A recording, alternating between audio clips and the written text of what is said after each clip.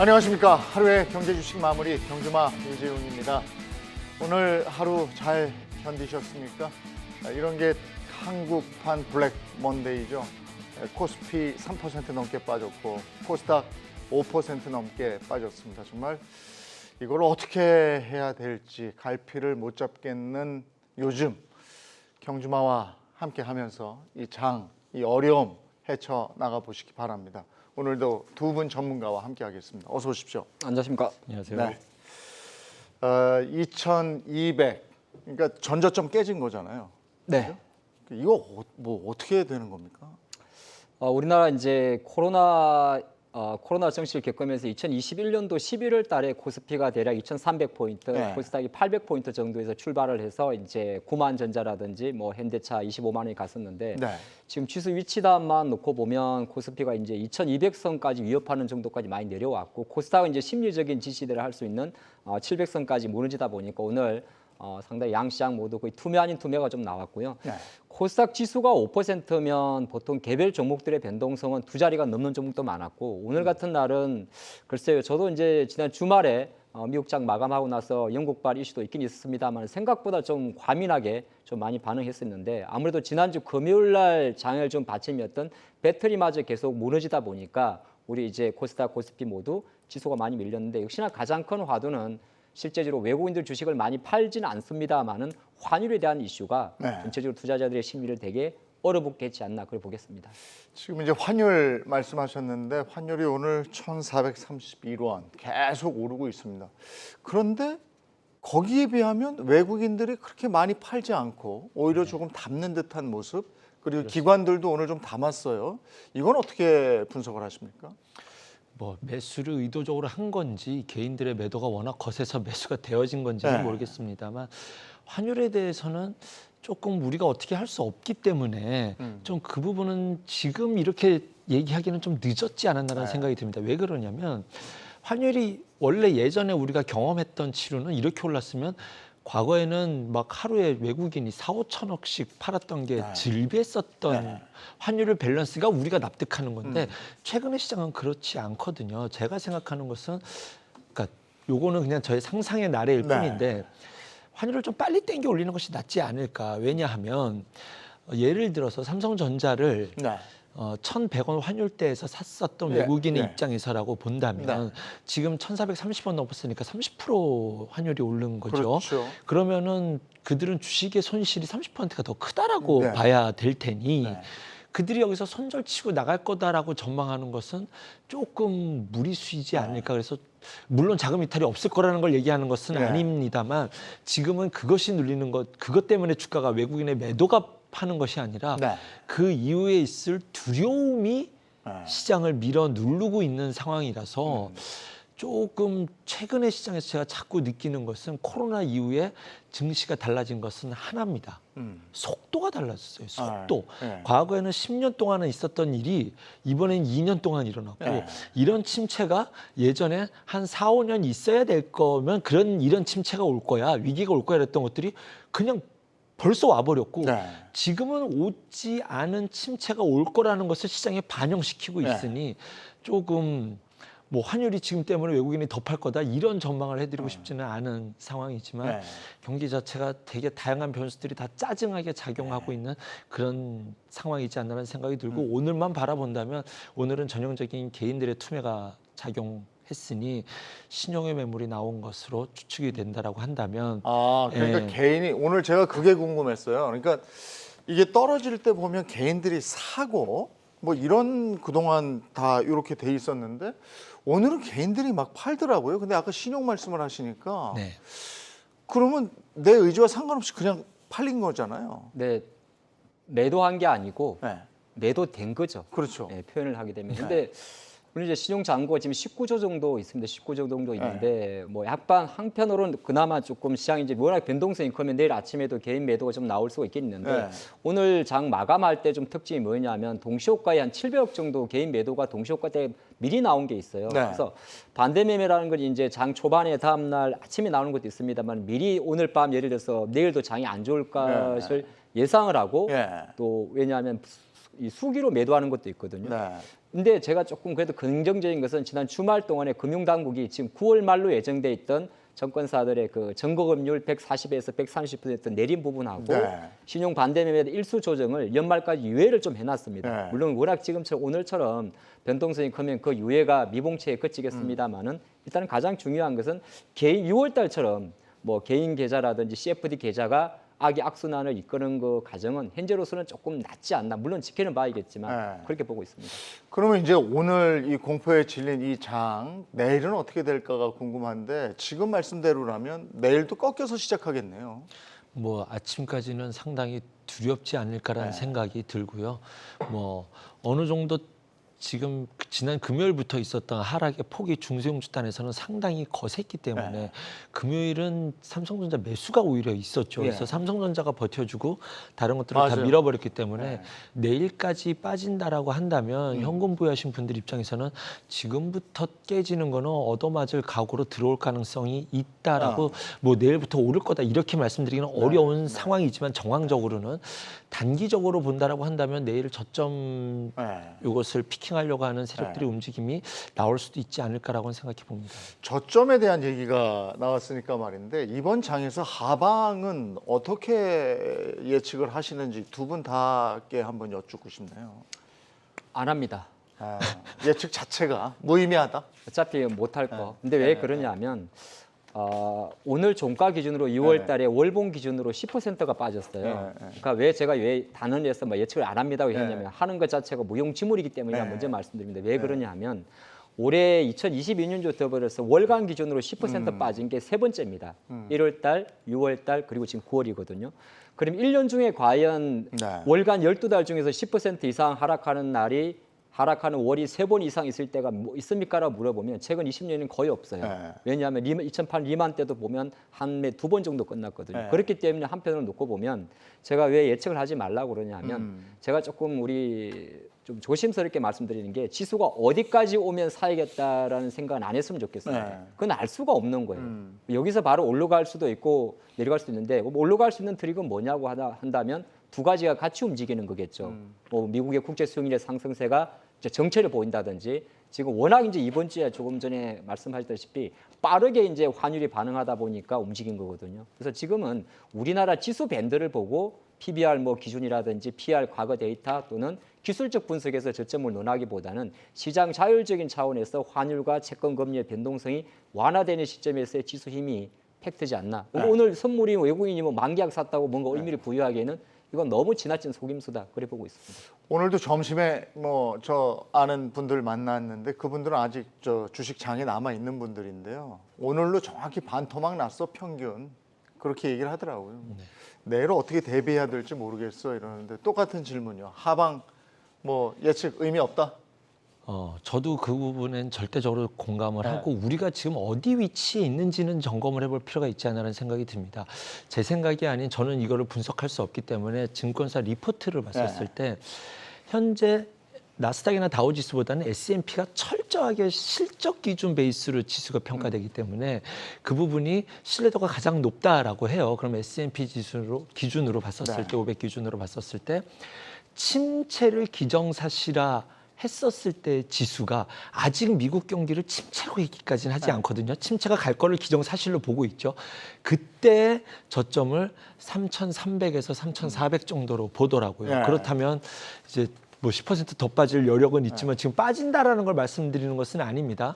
그러면 이제 우리 증시는 어떠냐, 삼성전자 위치는 어떠냐라고 봤었을 때 이 주가 지수를 달러로 환산 지수로 하는 그 지표들이 있어요. 그거를 보면 역대적으로 삼성전자가 달러 지수로 환산했었을 때에 121선을 깼던 적이 이 직전에 코로나 때도 안 깼습니다. 2008년도에 깨고 지금이 또 다시 처음으로 깨져나가고 있는 거거든요. 그럼 우리는 지금 위기가 반영이 되고 있는 시점에 어디쯤에 있지 않나라고 생각이 듭니다. 그러면은 두 가지 안에서 이제 우리가 어떤 저점을 찾아야 될지에 대해서는 앞으로 일어날 변수를 모르기 때문에 그분에 대해서는 뭐 어디가 저점이다라고 말씀드릴 수는 없지만 지금은 그런 정도 상황에 있다라고만 뭐 말씀드릴 수 있겠네요. 그러니까 달러로 환산한 그 네. 분석 자료를 보면 네. 삼성전자는 지금 2008년 수준이다. 그렇죠. 그때 떨어진 만큼. 그렇죠. 아. 그런 충격파가 지금 삼성전자에는 반영이 되고 예. 있다라고는 상황으로 이제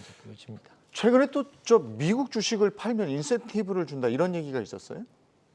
말도 안 되는 이야기를 하더라고요. 글쎄 이건 무슨 얘기입니까? 아니 무슨 뭐 어떤 인센티브를 준다는 얘기죠? 그러니까 워낙 이제 외환 보유고 이야기 나오고 환율이 많이 나오다 보니까 이런저런 이야기가 많이 나오죠. 예. 뭐 실례로 지난 주말 같은 경우는 국민연금과 또 한국은행이 이제 통화수와 100억 달러 정도 예, 이야기 예. 나왔었는데 사실 실효성에 대해서는 되게 의문이 많고요. 예. 이건 가장 중요한 포인트가 뭐냐하면 최근에 이제 또 많은 투자분들이 왜 우리 통화수합 안 하냐고 이야기를 네. 하잖아요. 오늘 이창용 한국은행 총은행장님 또 한 번 더 국회 질의에서 명확하게 이야기를 했어요.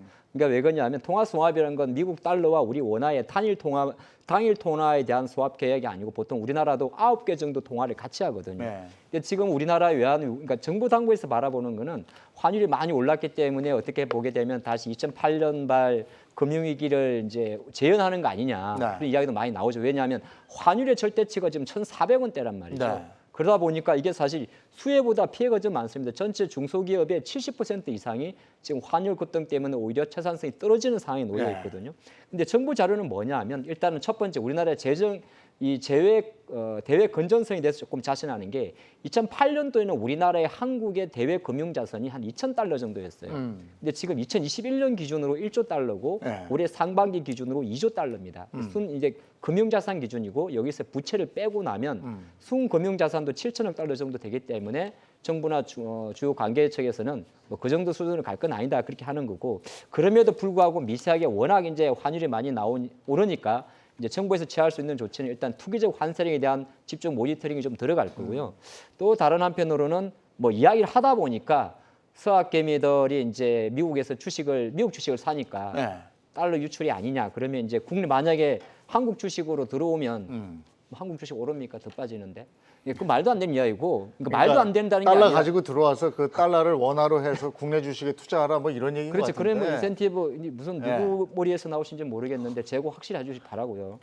또 한 가지 이제 현실적으로 이야기되는 건 뭐냐 하면 조선사들 같은 경우는 조금 선물한 제도를 조금 도입하는 그러니까 돕는 제도는 이야기가 나왔어요. 이게 뭐냐면 우리나라 지금 상반기에 상당 규모의 역대적 최대 수주를 했지 않습니까? 네. 근데 조선사들은 배 건조 시간이 오래 걸리니까 뭐 5년 이상 걸리니까 보통 선물한 매도 계약을 체결한단 말이에요. 그러니까 조선사들이 돈을 이제 달러로 뱉지만 나중에 받기 위해서 환율이 급락에 대비해가지고 선물한 매도 계약을 체결해 주는데 네. 우리 이거에 대해서 정부가 일정 부분 막아주겠다, 보전해주겠다 이런 정도는 할 수가 있는데 제가 바라보는 거는 뭐냐하면 지금의 환율에 대한 우리 정부의 액션은 저는 차라리 가만히 있는 게 나을 수도 있다고 봅니다. 예. 왜냐하면 우리나라에 뭐 아시겠지만 환율이 왜 올랐느냐고 묻는다면 네. 환율은 결정적으로 미국의 긴축 때문에 오른 거잖아요. 네. 예, 그런 관점으로 보시면 좋을 것 같습니다. 자, 영국 얘기 한번 해볼게요. 영국은 지금 대규모 감세안 이게 이제 시장에 충격파가 있다 이런 얘기인데 이걸 한번 저도 곰곰이 보니까 미국은 지금 돈을 걷어들이는 긴축안을 지금 쓰고 있는데 영국은 이게 돈을 푼다는 얘기인 거죠? 네, 그렇습니다. 네. 이거 어떻게 가는 거예요? 그러니까 지금 달러 인덱스에서 가장 많은 비중을 차지하는 것이 파운드화거든요. 네. 달러가 여기까지 올라오는데 결정적 역할을 한 것이 네, 파운드화입니다. 네. 거기에 이제 다들 아시겠지만 유럽 경기가 얼마만큼 힘든지는 다들 아실 테니 네. 파운드 약세에 대해서는 아실 텐데 이 상황에서 영국이 나는 이제 어쨌든 유로존에서 탈출했으니까 네. 뭐 이래서인지는 모르겠지만 저는 사실은 자국 살리기 위해서 지켜내기 위해서 할 걸 했다라고 생각이 듭니다. 원래는 법인세 증세를 하려고 했었는데 네. 그것을 싹 일축시키고 지금 우리가 증세할 상황이 아니야. 어차피 지금부터 터질 리스크는 우리가 뭘 한다라고 해서 막을 수 있는 수준은 아닐 거야. 일단 우리끼리라도 지키자라고 하면서 감세 정책을 했고 거기에 지금 에너지 보완하기로 해준 돈이 앞으로 6개월 동안 100조 가까이 되는 걸로 알고 네. 있는데 그럼 이제 이런 것들을 하기 위해서는 또 돈을 풀어야 되니 안 그래도 힘든데 빚을 또 지겠다라고 하니 여기에 대해서 파운드화가 약세가 됐고 이것이 지난 주말에 이제 달러를 더 강세 요인으로 미국 증시가 빠지게 된 요인이라고 보고 있습니다. 그래서 그럼 이건 시장의 반응이 안 좋은 거잖아요, 지금. 그죠? 냉랭한 거 아닙니까? 네. 뭐 예. 이게 이제 사실 좀 오늘 장에 좀 트리가 됐는데 파운드도 거의 27년, 37년 만이거든요. 37년 만이라고 1.08달러니까 1파운드다. 뭐 유로와 원 페리티 깨진 것도 네. 마찬가지고 이제 파운드까지도 지금 원 페리티에 대한 걱정을 하게 되는데 이게 시장이 별로 이게 오히려 영국의 경기 부양을 위한 감세 정책이 시장에서 오히려 영란은행의 금리 인상 속도를 가속화하지 않느냐. 그러니까 시장은 그렇게 해석한 거죠. 네. 중국이 지난번에 상반기 때 중국 유일하게 뭐 다른 나라들이 다 금리 인상을 할 때 중국 같은 경우 오히려 LPR을 인하하면서 시장에 효과를 줬더니 어떤 현상이 나왔었는지 하면 오히려 위안화 약세로 갔었거든요. 네. 그래서 시장도 영국이 그러면 대규모 감세 정책을 통해서 뭐 예를 들어서 법인세를 19%에서 아마 25% 올리다는 거 완전 엎어버리고 네. 소득세율도 내린 이런 정책을 펼칠 수도 있다고 영국 총리가 이야기를 하다 보니까 오히려 영란은행의 금리 인상 속도가 125bp로 가지 않겠냐는 그런 썰까지 돌아버린 거죠. 네. 영란은행은 전 세계 선진국가 중에서 가장 먼저 금리를 올렸습니다. 미국보다. 미국은 3월에 올렸고요. 영란은행은 이미 작년 연말부터 올렸어. 지금 뭐 보면 50베이시스 포인트 정도 속도로 금리를 올려서 2.25%인데 갑자기 여기서 막 100% 비약이 나와버리니까 시장은 오히려 경기 침체 우려로 받아들인 거고. 그래서 제가 생각할 때는 아마 이건 정치적 입장에서의 어떤 부양 정책인데 지금은 목표가 뭐냐면 경기가 금리 때문에 경기가 침체됐기 때문에 부양책을 통해 가지고 경기를 침체되는 걸 막는다. 만약에 생각해 보십시오. 여기서 연준이 오히려 다시 QT를 빨리 종료하고 뭐 QE라는 단어가 나오는 순간 시장 완전 무너지는 거거든요. 네. 그러니까 일정 부분 시장은 자율 정화 작용에 의해 가지고 강도 높은 긴축을 통해 가지고 인플레이션이 잡는 것이 우선인데 오히려 약간 영국 정부의 조금 발빠른 부양 정책에 대한 시그널 자체가 네. 오히려 시장에는 이 정도로 심각한 거야 아래 공포를 좀 가미했었지 않나 그렇게 보고 있습니다. 일본도 지금 엔저 때문에 이제 골머리를 앓고 있는 건데 194조 원이라는 돈을 투입을 해서 환율 전쟁의 실탄을 마련하고 있다. 일본도 지금 이렇게 대책을 세우고 있는 겁니까? 너무 과하긴 지금 제목이 이렇게 뽑아둔 기사이지 않나라는 느낌은 듭니다. 일단은 이 부분은 이 해석에 대해서 너무나 많은 이야기가 있을 수 있기 때문에 저 정도는 아니라는 겁니까? 그럼? 아니죠. 저 정도일 수도 있는데 네. 저것이 이렇게 시장에 지금 문제가 되는 것은 아니다라는 거죠. 네. 그런데 제가 어떤 이 안에서 이렇게 풀렸으면 좋겠다라는 바람이 좀 있습니다. 네. 그것에 대한 실마리를 하나 좀 그려본다면 일단은 일본은 지금 현재 금리가 YCC를 통해서 일드 커브 컨트롤 때문에 플러스 마이너스 0.25로 묶여 있거든요. 네. 그런데 그 상황 속에서 미국이 발행하는 채권을 족족 사줬고 그다음에 중국은 오히려 미국 채권을 트럼프 대통령 때부터 매도를 하면서 네. 지금 전 세계 1위 미국채 갖고 있는 나라가 일본이지 않습니까? 열심히 사줬는데 금리를 이렇게 올려버린다면 형님 믿고 따라가다가 이제 당국에서 개입한다라는 게 미국에 대한 메시지일 수도 있겠다라는 바람인 겁니다. 저는. 네. 그래서 지금 일본은 문제가 될 상황이 아닙니다. 이 채권이 아무리 많더라도 해외에 깔려 있는 자산 또한 어마어마한 수준이기 때문에 이것 때문에 문제가 되지는 않겠지만 미국 국채를 팔면서 이거면 우리 뒤통수 맞은 거 아니냐라고 일본에서 느낄 수 있기 때문에 일본은 지금 이 한 방울을 위해서 할 수 있는 것이 마땅치가 않습니다. 여기서 그 금리를 올렸다가는 그동안 재정으로 풀어놨던 돈들이 있기 때문에 금리를 올리기는 결코 쉽지 않고 그렇다고 한다면 지금 여기서 미국 국채를 매도하는 것이 미국에게 향하는 메시지라면 미국에서는 이제는 매파적인 왜냐하면 자기의 채권을 사주는 최대 수요 고객처였는데 그들과의 신뢰를 깨버릴 수는 없으니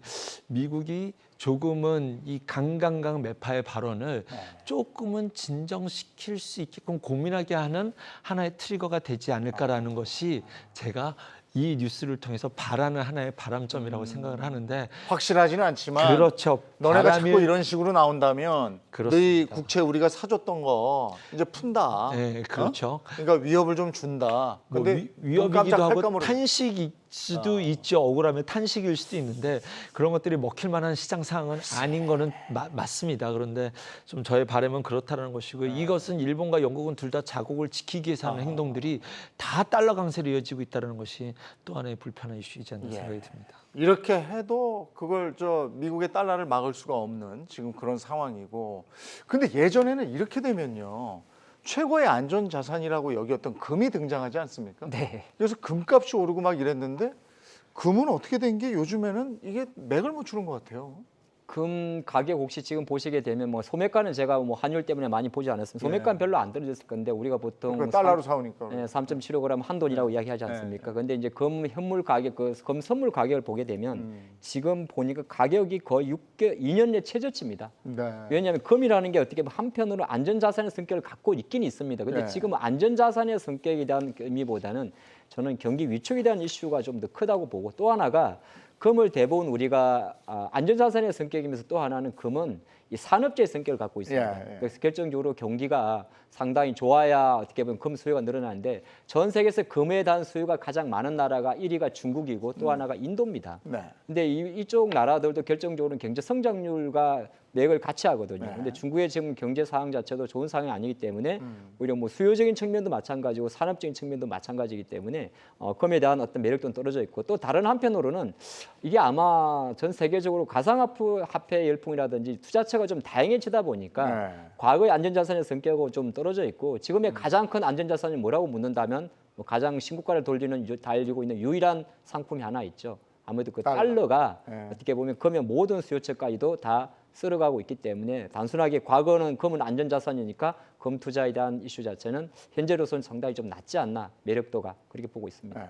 그 가상화폐 그 비트코인을 비롯한 뭐 여러 가지 있습니다만은 그거 살짝 언급을 해주셨는데 그것도 지금 계속 떨어지던데요. 뭐 마찬가지죠. 네. 달러로 대비로 환산되는 자산들은 다 네. 박살이 나고 있는데, 이제 뭐 크립토 윈터는 시작됐다 해서 가상화폐 본격적인 겨울이 온다 이런 얘기 오는데, 달러 강세가 꺾이면 코인 시장도 틀림없이 반등을 줄 겁니다. 예전처럼의 그런 초호황 랠리 이런 거는 기대할 수는 없겠지만, 달러로 이렇게 표시되는 자산들은 달러가 약세를 보이는 순간 네. 일제히 반등을 줄 거고, 뭐 코인이 저렇게 하락한다고 주식이 뭐 그보다 나은가요? 뭐 그렇지도 않고, 부동산도 마찬가지고 금도 마찬가지인 것처럼 지금 뭐 코인 시장이 더 좋다 나쁘다 이것을 점할 수 있는 시장은 아니고, 네. 전 세계가 지금 투자자들이 바라보는 것은 달러 강세 좀 끝났으면 하는 것이고, 그것이 끝난다라고 한다면 암호화폐 시장에서도 당연히 기술적 반등이 나올 수는 있을 거다라고 생각을 해봅니다. 암호화폐 지금 비트코인 같은 경우에는 제가 알기로도 6, 7천만 원대. 네. 그때 또 이제 1억 간다고 막 그때 얘기했었기 때문에 그때 들어간 분들이 많아요. 근데 지금 제가 오늘은 안 봤습니다만 2천만 원대 정도 되는 것 같은데. 네, 여전히 근데 주식 이쪽은 뭐 반토막인데 여기는 반토막 정도가 아니더라고요. 이게 굉장히 심각하더라고요. 근데 요거는 뭐 한번 터치하는 의미로 한번 짚어본 거고요. 그 다음에 우리가 그동안 유가 얘기 엄청나게 했었는데, 유가가 좀 떨어져 주면 네. 어느 정도 안정이 될 것이다, 경제 전반에. 그렇게 생각을 했었는데 지금 유가는 계속 떨어지고 있는 것 같은데 계속 어렵단 말이죠. 떨어지는 정도가 너무 빠릅니다. 아. 이제 WTI 기준으로 80달러가 붕괴가 됐거든요. 예. 그러니까 그러다 보니까 이 붕괴란 표현을 씁니다. 왜냐하면 제가 하락했으면 하락이라고 이야기할 건데, 그 정도로 빠르다. 그 말은 우리가 6월 달에 네. 국제 유가가 WTI 선물 기준으로 120달러 정도에서 이제 그때부터 꺾여 내려왔었는데, 거의 네. 같은 맥이라고 보시면 좋을 것 같아요. 왜냐면 경기 침체라는 이슈인데, 그래서 밤새 이제 미국 시장에서도 다우 종목 중에서 보면 뭐 엑스모빌이나 이런 기업들 주가가 빠지는데, 네. 유가는 그런 거죠. 이거 수요장 이야기인데, 한편으로 놓고 보면 참 우리가 그러니까 한 두세 달 전만 해도 한 세네 달 전만 그런 이야기 했지 않습니까? 에너지 가격 내려가게 되면 인플레이션 잡히지 않느냐. 네. 분명히 지금 8월 CPI는 쇼크가 나왔습니다만은 에너지라든지 가솔린 가격 같은 게 많이 내려왔어요. 근데 이제 한 가지 딱 유일한 게, 그들 에너지 가격 잡기 위해서 올렸던 금리 때문에 네. 오히려 모기지 금리가 올라가면서 그 친구가 이제 CPI 지수를 강세에 이끌지 않습니까? 네. 그래서 에너지당 같은 경우는 침체라는 이슈가 좀 눌러났기 때문에 제가 생각할 때는 어느 정도 차후에 이제 큰 그림에서는 CPI 물가 지표 산정에서는 긍정적으로 작용하는데, 문제는 뭐냐 하면 우리 이것 때문에 관련 산업 둔화했던 정유주들, 네. 어떻게 보면 정유주들의 주가가 많이 내려간다는 겁니다. 오늘도 아마 한국 증시에서 뭐 정유 관련해서 상장되어 있는 세계 회사 GS라든지 SK, SOL 같은 기업의 주가가 많이 빠졌는데, 그거는 왜 그러냐면 정제 마진에 있어요. 네. 싱가포르 복합 정제 마진이 보통 우리가 BP가 1갤런이라고 이야기, 1배럴인가요? 한 4에서 5달러 정도 부르는데 지금 그 0달러 초입까지 떨어지더라고요. 그러면 0마진입니다. 예. 쉽게 말해서 아마 그런 자막도 나올 것 같아요. 네. 오히려 뭐 석유 파는 게 더 싸다 이런 휘발유 싸는 게 더 싸다 네. 주는데 그런 관점에 놓고 보면 이게 실적과 좀 연동이 되기 때문에 다른 한편으로는 또 이렇게 되면 또 뭐냐면 이 유가 떨어지면 우리나라 정치에서 가장 그래도 빗댈 언덕이 전기차였잖아요. 네. 전기차의 또 수급이 좀 빠지는 것도 국제 유가와 좀 연동이 됩니다. 그렇겠죠. 네. 예. 그런 게 값이 좀- 싸지면 뭐 기름 넣으면 되니까. 그렇죠. 약간 그런 복합적인 것도 좀 작용을 하고 있는 것 같습니다. 근데 이제 기름값이 떨어지면 그러면 그동안 이제 풍력 우리가 뭐 이런 거 계속 얘기했었잖아요. 네. 태양 뭐 이렇게 대체 에너지들 이런 것도 빠지는 거 아니에요, 그죠? 뭐 그것도 빠지는 것이 맞죠, 논리적으로. 네. 지금 유가가 이렇게 싼데 네. 뭐 그렇게 급할 게 있어라고 할지 모르겠습니다만 뉴딜 정책의 기본이 신재생이거든요. 네. 친환경이라는 것이 그건 간다. 정부가 이것을 투입해서 일자리를 만들고 부가가치를 만들고 할 수 있는 게 4차 산업으로 갈수록 달라지지 않아요. 그래서 결국 땅 파고 공사해서 가장 전 세계가 하나로 묶여서 할 수 있는 것은 친환경 네. 사업이기 때문에 이것을 유가가 떨어진다고 뒤로 돌릴 수 있는 상황은 아니라고 네. 보여집니다. 유가가 비쌌을 때 가속화되는 건 있지만 그렇죠. 유가가 떨어진다고 해서 신재생 에너지가 주춤하지는 않을 것이다. 네. 이미 뒤로 돌릴 대세가 수는 됐기 없다. 때문에. 네네. 예. 자, 이제 그 FOMC 얘기를 한번 합니다. FOMC 3번 연속 자이언트 스텝. 근데 이제 더 무서운 것이 점도표. 거기에 나타난 흔적들, 그 점들. 네. 이걸 분석하면서 더 무섭다고 얘기하는 거 아니겠습니까? 근데 우리가 그 모눈중에 찍힌 18개 점을 보고 예. 시장이 이렇게 호들갑인가 그런 생각은 좀 씁쓸한 마음이 좀 있거든요. 네. 그리고 이제 점도표라는 것도 물론 이제 이번에 그 9월 21일 날 발표된 연준의 점도표는 올해 미국의 기준금리가 거의 4% 정도 수준. 그리고 내년 정도는 점도표상으로는 2023년도 금리가 또 4% 후반, 뭐 일각에서 5% 이하까지 나오다 보니까 네. 상당히 시장이 좀 큰 점도표 충격을 주고 있는데 저는 사실 연준이 이제 현재 베이스라면 이제 11월 달하고 12월 달에 두 번의 금리 인상이 남았는데 보통 12월 달은 너무 공격적이지는 않거든요. 그러면 11월 달에도 지금 현재 대점도표만 놓고 봤을 때는 최소한 75bp는 갈 수 있지 않느냐 예. 그런 이슈가 오히려 FOMC 발표에 의해 시장에 충격을 주고 있는데 그것보다 제가 조금 신경 써서 봤던 건 뭐냐면 연준이 바라봤던 그 경제 성장률인 것 같습니다. 물론 이제 6월 달 지금 많이 나빠졌고 이번 2분기 아마 마이너스 나올 건데 그 1.7에서 0.2로 전망을 했어요. 그 말은 뭐 나쁘게 말하면 올해는 없다라고 보고 싶던 거거든요. 근데 이것도 나쁘게 보면 올해가 없다는 표현이 이제 경제가 침체를 말하는 건데 다른 한편으로는 그럼 그 다음 같은 경우는 어느 정도 완화될 수가 있지 않겠습니까? 그래서 네. 일단은 지금 같은 경우는 이번 점도표에서 아마 다시 파월 의장의 발언, 그 오죽하면 파월이 금요일 날 원래 발언 기회가 있었는데 안 했어요. 네. 네, 안 했는데 예전에 폴 보커 1970년대 연준의 가장 강력한 뭐 독수리가 아니라 그 매가 아니라 거의 뭐라고 해야 될까요? 거의 뭐 미국 금리를 거의 20%가 올렸던 네, 분인데 네. 그분의 그 말까지 좀 이종이 되는 상대로 시장이 조금 키핏이라는 단어를 사용했었거든요. 네. 그러니까 끝날 때까지 끝난 게 아니다 그런 뉘앙스였는데 일단은 시장은 지금 이번 일주일 동안에는 아무래도 연준의 점도표에 좀 반응을 하고 있는데 아마 이거는 제가 볼 때는 시간을 두고 조금 완화되지 않을까 그렇게도 볼 수 있을 것 같습니다. 근데 이렇게 충격이다 보니까 연준에 대한 비판 여론이 있습니다. 와튼 스쿨의 제레미 시걸 교수는 110년 만에 최악의 정책 실수다 이렇게 얘기를 했고 여기에 머스크가 동조한 상황인데 글쎄 이게 이제 그 침체를 각오하고 FOMC는 이렇게 하는 거잖아요. 네.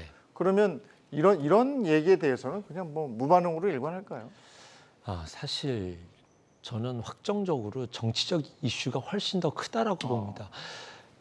침체 오는 걸 막기 위해서 침체를 만든다라는 게 말이 벌써 이상하지 않습니까? 그렇죠. 네. 나중에 큰일 날까. 물론 이 말이 네. 나의 틀린 말은 아닙니다만 네. 나중에 큰일 날까 봐 침체 오는 걸 막기 위해 지금 일부러 침체를 만든다라는 것이 좀 어불성설이고 참 네. 최근에 일어나는 일들은 지금 새로운 뭐 경제론까지 만들어야 된다라는 얘기가 나오는 건 그럴 만합니다. 왜냐하면 아까 파운드와도 37년 만에 네. 일본도 24년 만에 당국 개입했고요.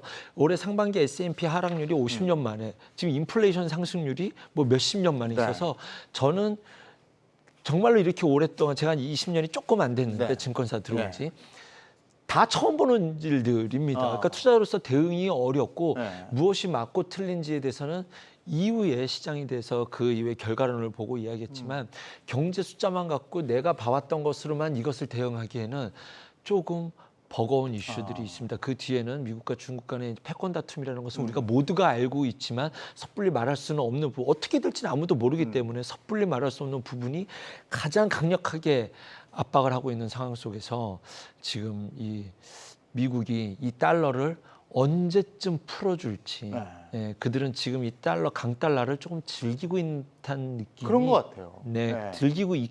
있거든요. 네. 확정적으로 저는 그렇게 생각을 합니다. 네. 그럼 이것을 언제 풀릴지에 대해서는 만약에 경기가 받쳐준다면 이제는 내년 좀 정도 되면은 현재 시장에서 상황입니다. 이제 시장에서 바라보고 있는 것이 내년 1분기가 지나고 나면 이제 강강강에 대한 스탠스는 좀 멈춰질 거다라는 점, 아니면 그 안에 한번 샥이 발생한다면 연준은 변화된 스탠스를 보일 것이다. 어떤 일이 일어날지는 알 수 없겠죠. 결론은 시간이 필요하다는 것인데 그 뒤에 넘어서는 미중 간의 패권 다툼에서 차라리 무역 갈등이 더 낫지 않았나라는 생각마저 듭니다. 관세 싸움이 좀 쉽지 않았나. 지금은 조금 더 복잡한 환경 속에서 다들 처음 보는 일들을 맞닥뜨리고 있는 환경 속에서 그러니까 이런 상황이다 보니까 경제학자들이나 시장 전문가 두 분, 뭐 이런 분들도 이 새로운 경제 이론을 써야 되는 거 아니냐. 이건 뭐 내가 가지고 있던 그동안의 시장 논리나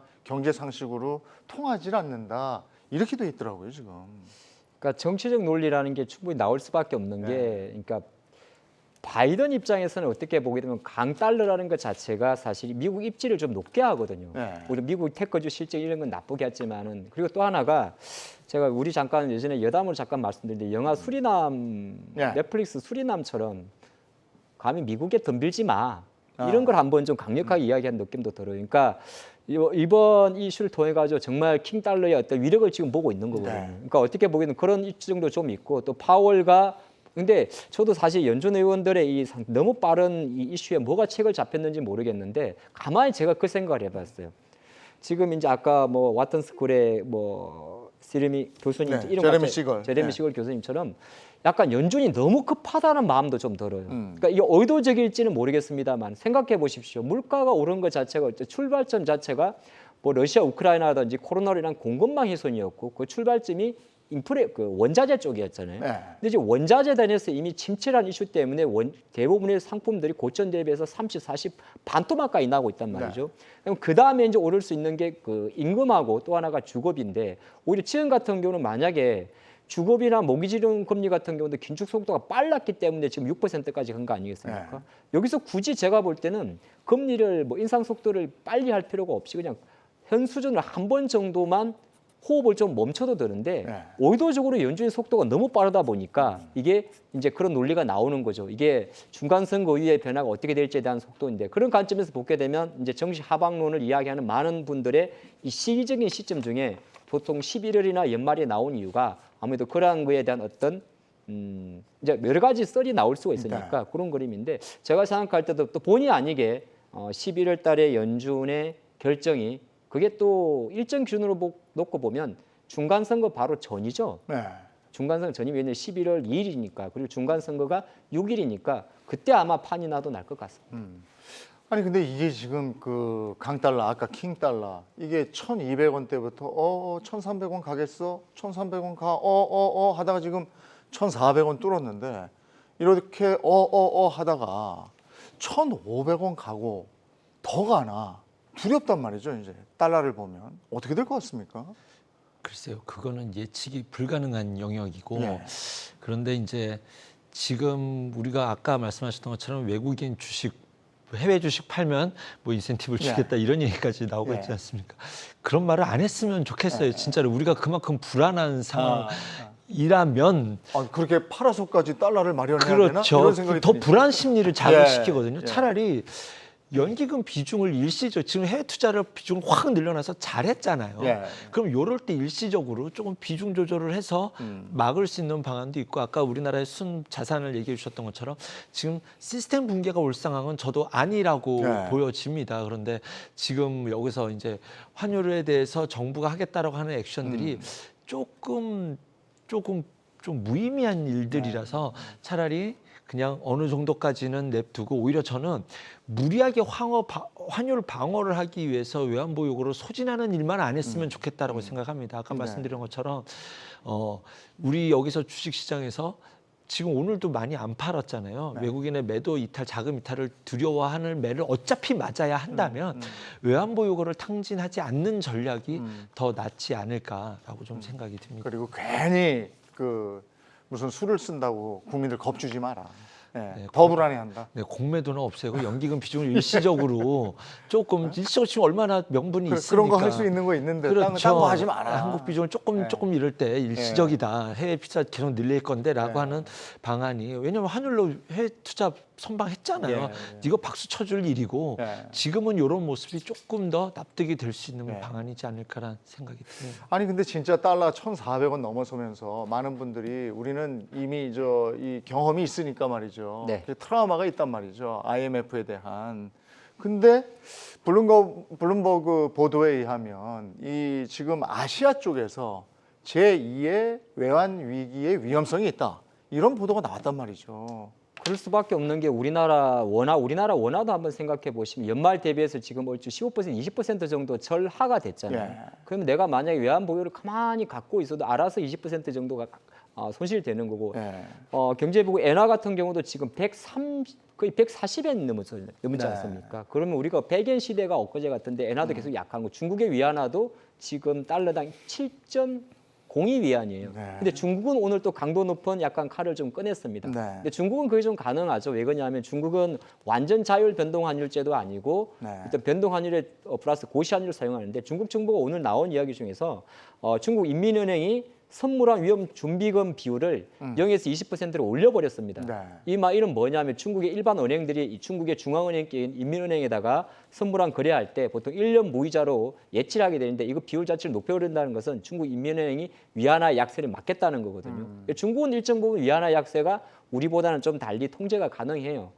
물론 이제 중국의 위안화도 2016년 이후 중국, 미국의 달러화라든지 엔화에 노출이 많이 되고는 있습니다만 중국은 가능한데 일본의 엔화라든지 우리나라 원화 같은 경우는 그냥 자율 수요와 공급에 움직이지 않습니까? 예. 그러다 보니까 뭐 예를 들어서 시장에서 이야기하는 대로 엔화가 150엔을 돌파한다든지 원화가 이제 1,500원을 가게 되면 아무리 경제 펀더멘탈이 견고하다해도 충분히 외환위기 가능성을 좀 이야기하긴 하는데 아까 저도 말씀드린 마찬가지로 일단 현재 수준에서 우리나라의 순금융 부채라든지 자산 그리고 우리나라가 그 외화가 작년보다 좀 감소는 하긴 했는데 아직 6천억 달러 정도인가요? 그 정도가 있어요. 네.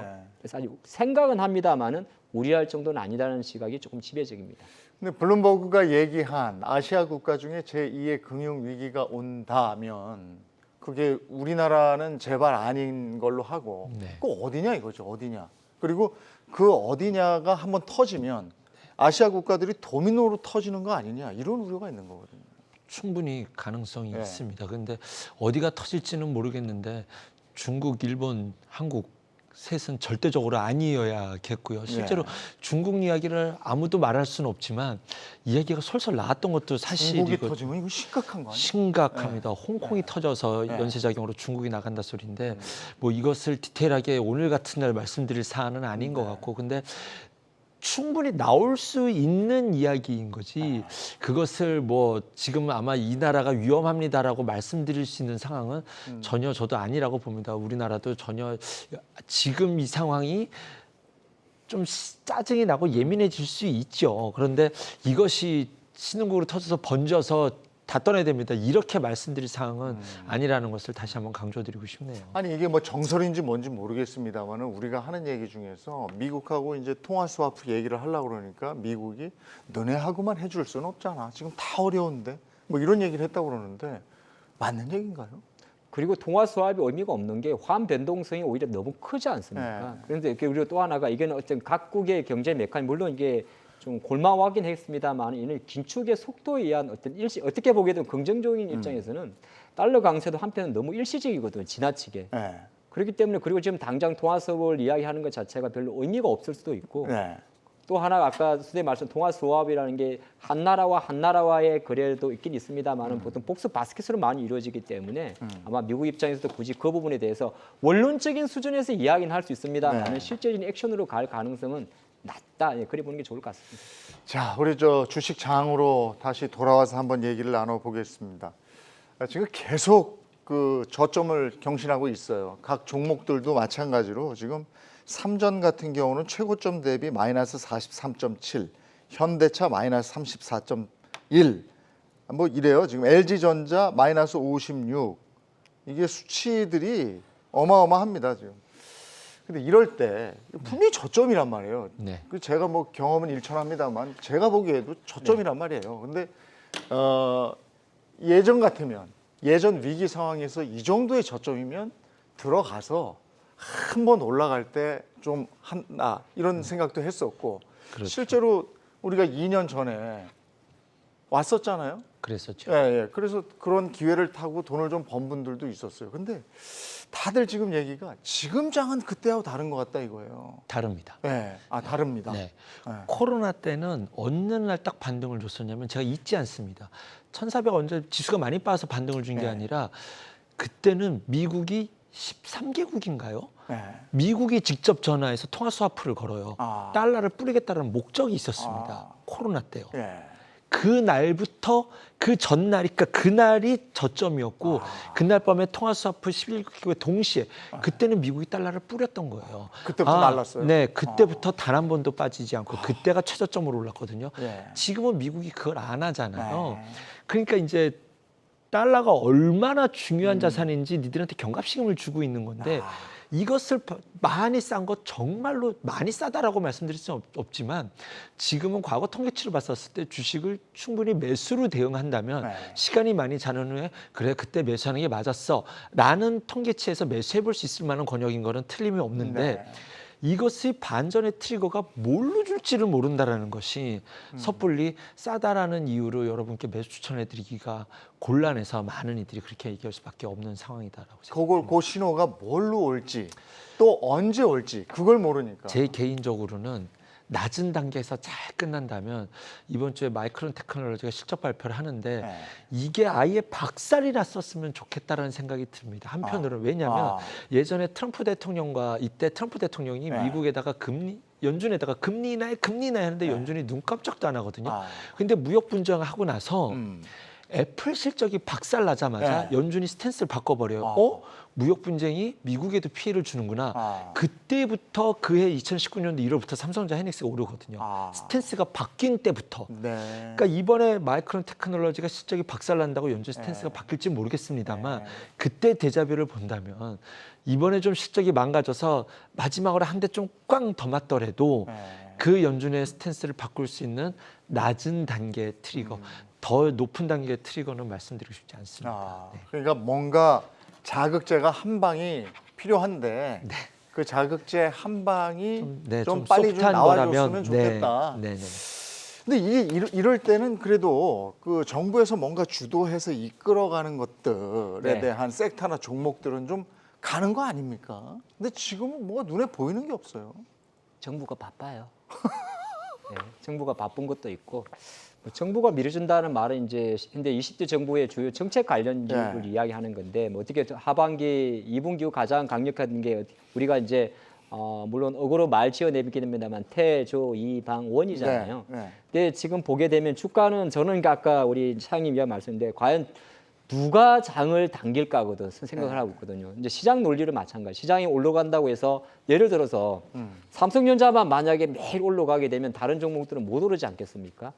그런 것도 있기 때문에 저는 그래서 지금 시장이 반등할 수 있는 바로미터, 정부가 생각하는 바로미터는 태, 조, 이, 방, 원 중에서 일단은 여전히 가운데 있는 2차 전지 쪽이 네. 가장 먼저 반등의 트릭을 보여주는 것 자체가 우리가 시장이 보는 관점이 중요할 것 같아요. 네. 물론 지금 이제 시장이 빠지면서 현대차 관련주까지 다 같이 밀려 네, 있거든요. 다 빠졌어요. 그럼 시장이 어디가 바닥일까에 대한 힘을 볼 때는 저는 섹터로 먼저 본다면 네. 오히려 자동차주와 배터리 쪽에서 시장 안정이 좀 중요하고 마침 이번 주 일정에 또 해리스 부통령의 방안이 예정되어 있습니다. 물론 거기에서 또 뭐 물론 방한한다고 해서 갑자기 IRA 법안에 한국 포함 이런 게 나오진 않지는 않겠습니다만은 제가 시장에 항상 매일 보는 사람의 입장에서는 장이 당길 수 있는 장의 반등의 트리거는 아니면 우리가 시장을 지수를 보는 게 아니고 시장에서 어떤 섹터에 자금이 들어온지를 본다면 역시나 2차 전지나 자동차 쪽에서 먼저 하방 지지가 나올 때 그때가 그나마 어느 정도의 반등을 논해볼까 그런 시점이 되지 않나 보겠습니다. 이 반도체 섹터도 정부 주도 산업이면 틀림이 없는데 이렇게 참 힘듭니다.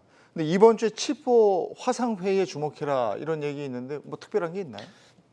관심 없습니다. 저는 네, 왜 그러냐면 관심 없습니다. 이것 때문에 뭘 만들어낼 수가 없어요. 처음에 얘기를 들을 때부터 이거는 우리나라에게 좋은 뉴스가 아닙니다. 예. 메모리 반도체 1위가 삼성 우리나라고 예. 비메모리 1위가 대만인데 네. 3등이 와가지고 우리 동맹을 맺자라는 것은 네. 우리가 잘해서 너희를 키워주겠다라는 것이 아니라 예. 중국과의 단절을 보장받고 싶은 거거든요. 오히려 지금은. 중국 시장만 잃는 꼴이다.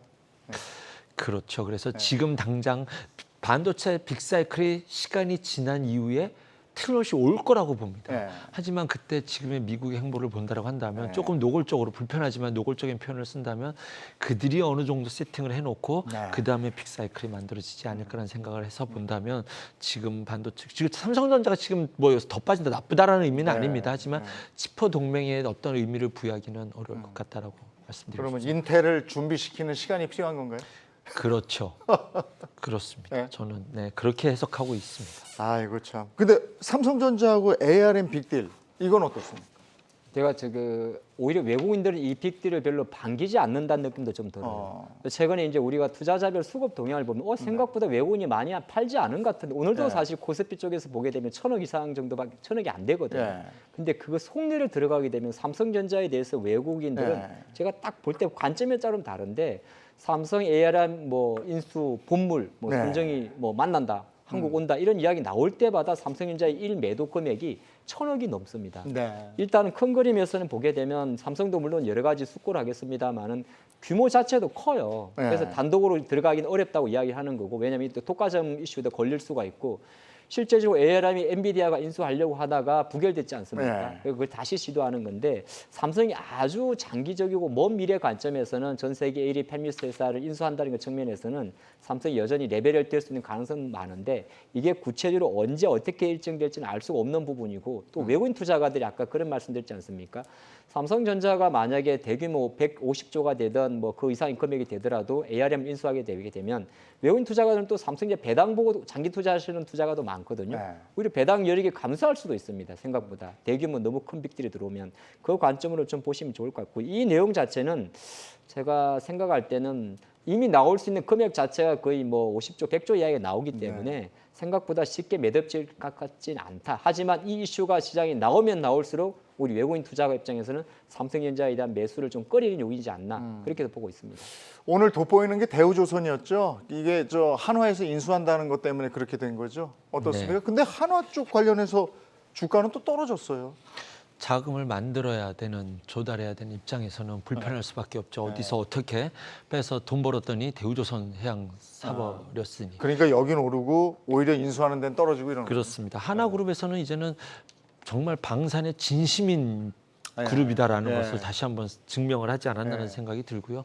근데 오늘은 장이 워낙 안 좋았어서 거기에 하나 그룹은 조금 더 하방 탄력이 좀 크지 않았나라는 생각이 들고요. 네. 대우조선해양 같은 경우는 이제 길 잃은 이제 이것을 좀 방향을 찾을 수 있는 이제는 대우조선이 갖고 있었던 방산이라든가 조선에 대해서 이제는 너에 대한 가치를 한번 계산기를 놓고 계산해 볼게라고 있는 상황으로 바뀌지 않았나. 사실 좀 과한 슈팅도 있어요. 지금 얘기가 나오고 있는 시장에 돌고 있는 가격 대비해서는 뭐 이렇게까지 오를 일인가라 뭐 느낌도 있는데 그거 현재 평가로만 보는 것이 아니라 이것이 갖고 있는 방산과 조선을 함께 본다면이라는 것이 봤었을 때 뭐 대우조선의 상승은 뭐 인정이 된다라고 생각이 듭니다. 그러니까 오늘 뭐 다 떨어지는데 이게 돋보인 거라 한번 짚어봤고요.